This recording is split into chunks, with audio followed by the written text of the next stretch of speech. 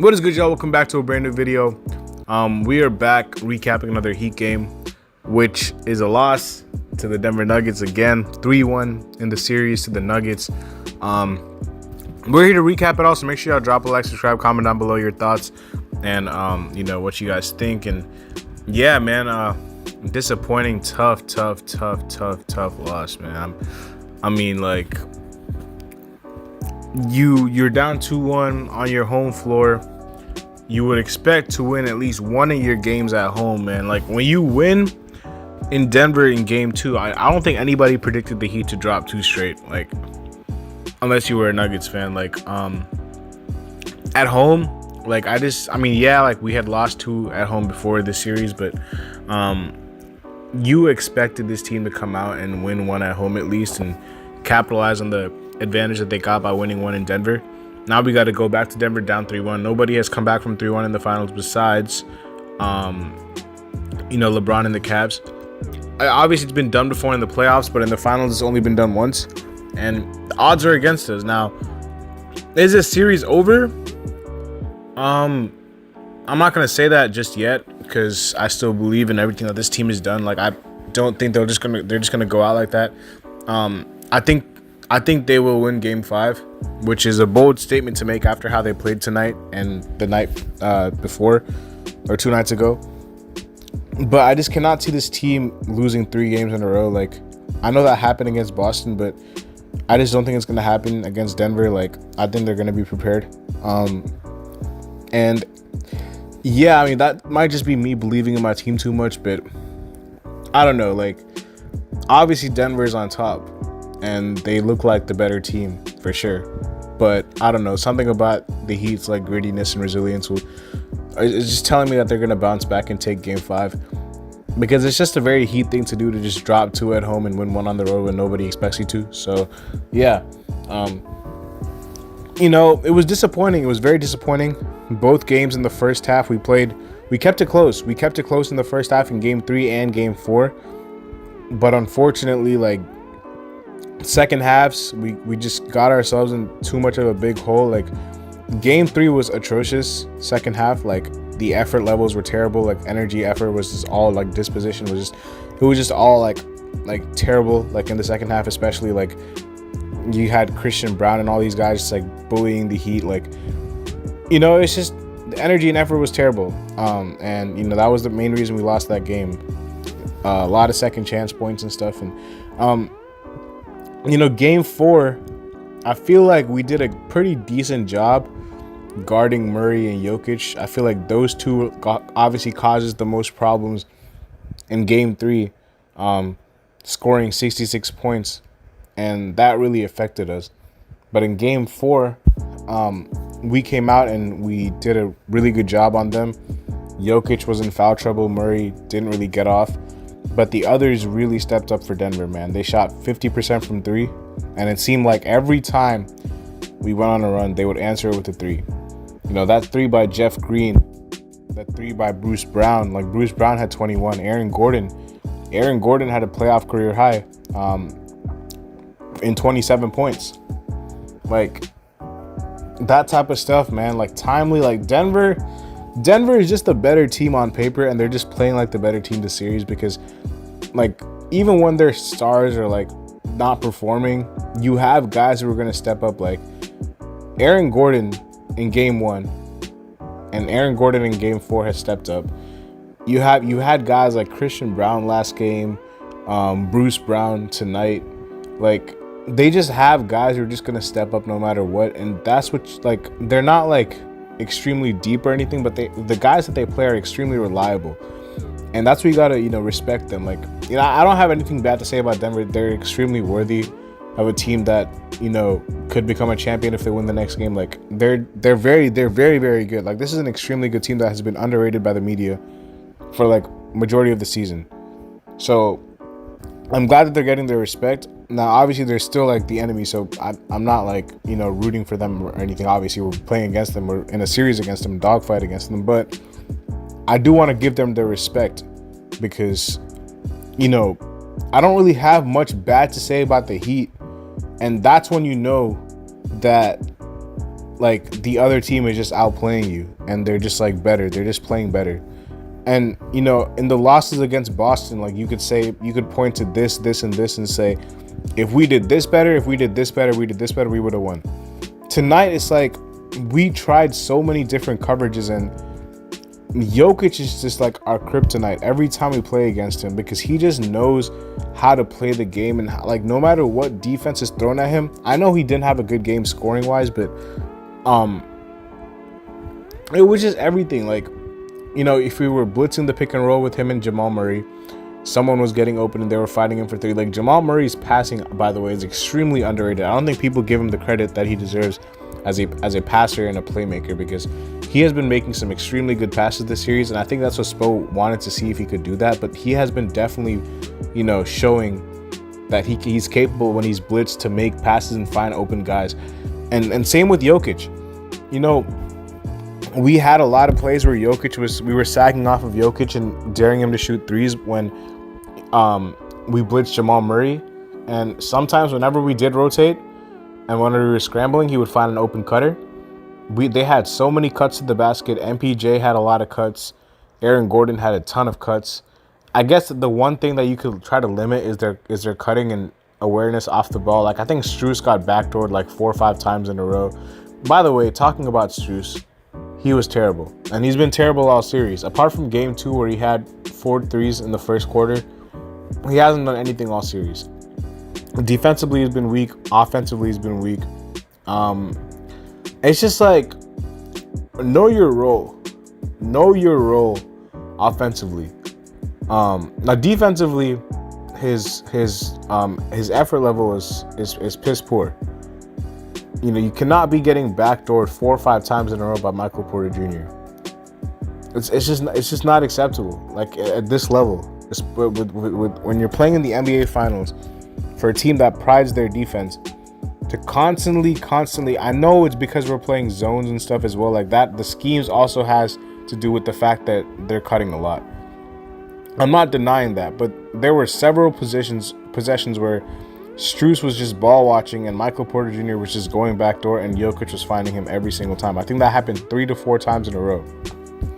And that's just something that has to be avoidable. And then if you look at his replacement, Duncan Robinson, whenever he takes his minutes and gets in the game, Duncan plays a much better game. Defensively, I would argue Duncan has been better than Strus this series.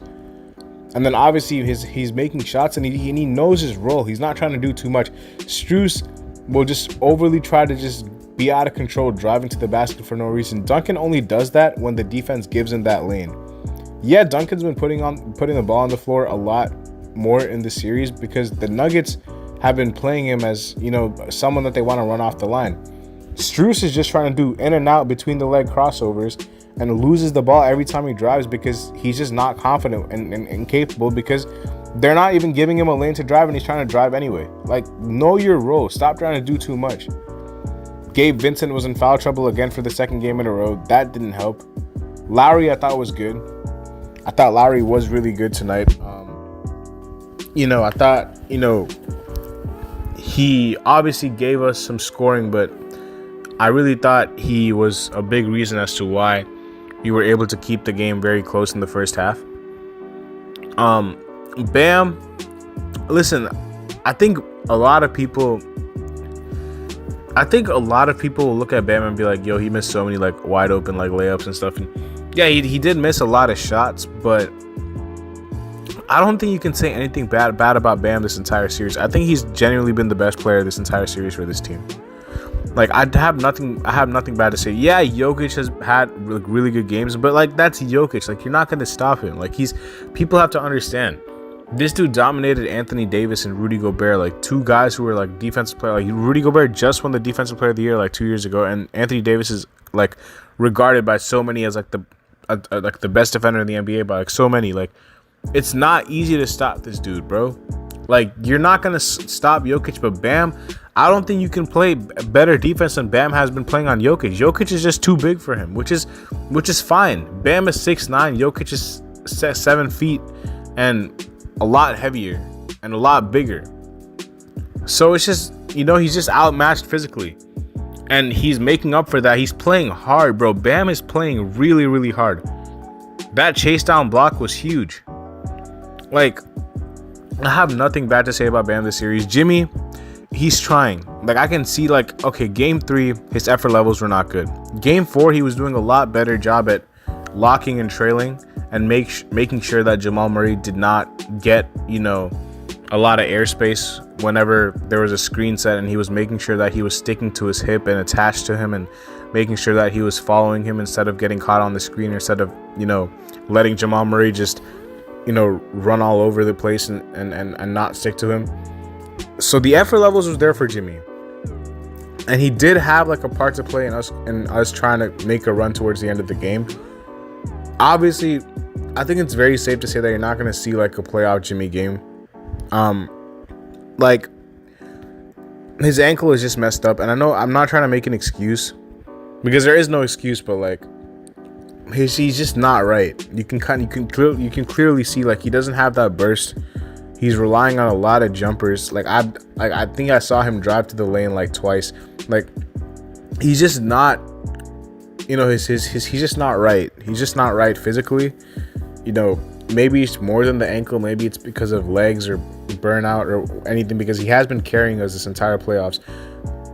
He's just ran out of gas, and his ankle is just, you know, it's just not right at all. Like, that ankle is going to have to be severely, you know, it's going to have to be severely rested in the offseason for sure. So again, like, I don't want to blame Jimmy or Bam. Obviously, like, you know, we haven't seen that vintage Jimmy game or that playoff Jimmy game, but I don't think you should expect it with his ankle right now. Like, I just don't think he's able to do what we would love him to do, which is be explosive, and you know, drive to the rim and all this stuff. Like, he drives, but he just takes a lot of jumpers when he drives, because you can clearly see he's just not, you know, able to have that lift and that burst that he had with that ankle before his injury. So again, nothing really terrible to say about Jimmy and Bam. Spoelstra, I think it's time to start Duncan Robinson in game 5. I just don't think Strus should be starting. Just mix it up. Just try to do something different. Zeller didn't play too much, but when he did play, he actually wasn't terrible. I would still have liked to see Haywood Highsmith. I don't know what Haywood Highsmith needs to do to get minutes. I really don't. Like, what does Haywood Highsmith have to do? Like, you know, just play him, bro. We have nothing to lose at this point. Game 5, you know, like, listen, Game 5, ahead of Game 5, because this is probably going to be like the last video y'all see before Game 5. If Game 5 was the last game that we're going to be, you know, watching the Heat together, I just want to say, like, you know, really, really thankful for all of you guys throughout this whole run. And, you know, it's been a very, very fun run to watch as a Heat fan. We didn't expect to be here. Like, I'm talking about the fans. Like, the fans did not expect this team to be here. So just enjoy it. You know, like, the pressure is not on us in Game 5, because Denver is expected to win. They're at home. They're up 3-1. Everybody is saying it's over. The Heat just have to stick to the basics. Just enjoy the moment and just play freely and just loosen up and just play slow and just play to their strengths. You know, I think a lot of the times we were getting frustrated tonight and reaching in and doing all this type of stuff, and, you know, I get it. When Denver is dissecting every single coverage that you're throwing at them, like, it's hard to be disciplined. But this Heat's biggest strength is their composure and their poise. This Heat team's biggest strength. And yeah, I mean, like, they just have to go out there, stick to what they're good at. Don't do anything crazy. Like, Spo, like, stick to who's playing good in this series. I get that you want to play Strus, but Duncan Robinson should be playing more minutes than him. Jimmy, again, I don't think people should go out expecting 40 points from Jimmy. If that happens, great. I'll be pleasantly surprised, but I just don't think his ankle is good enough for him to do that anymore. Bam, he's going to play hard. We know Bam's going to play hard. He might miss shots, but he's going to play hard. I'm not even expecting anything less from Bam. And then all we need is for somebody else to step up. Somebody has to be the guy in this game to be the helper to Jimmy and Bam.